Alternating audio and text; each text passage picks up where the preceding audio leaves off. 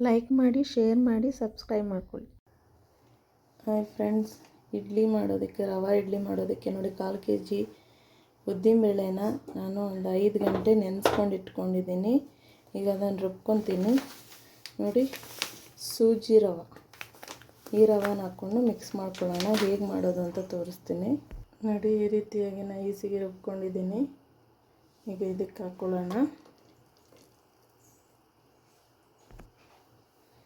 ಈಗ ನೋಡಿ, ಈಗ ರವೆ ಹಾಕ್ಕೊತಾ ಇದ್ದೀನಿ. 1 ಬಟ್ಲು 1/4 kg ಉದ್ದಿನಬೇಳೆಗೆ ಇದು 1 ಬಟ್ಲು ರವೆ ಹಾಕ್ಕೊತಾ ಇದ್ದೀನಿ, ಸಾಕು.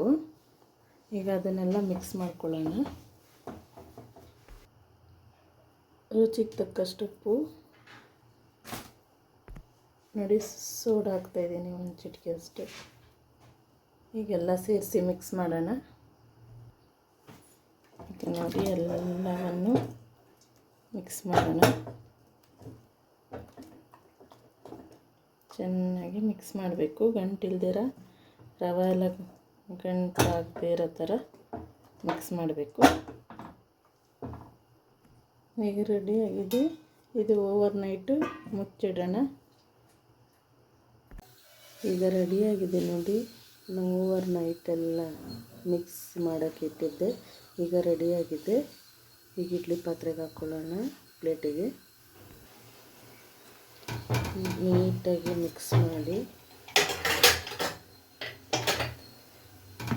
ಅದನ್ನೆಲ್ಲ ಮಿಕ್ಸ್ ಮಾಡಿ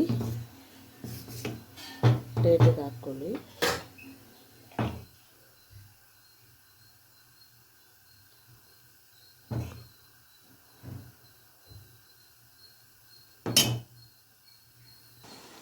ಈಗ ಎಲ್ಲ ಪ್ಲೇಟ್ಗಳೆಲ್ಲ ಇಟ್ಕೊಂಡಿದ್ದೀನಿ.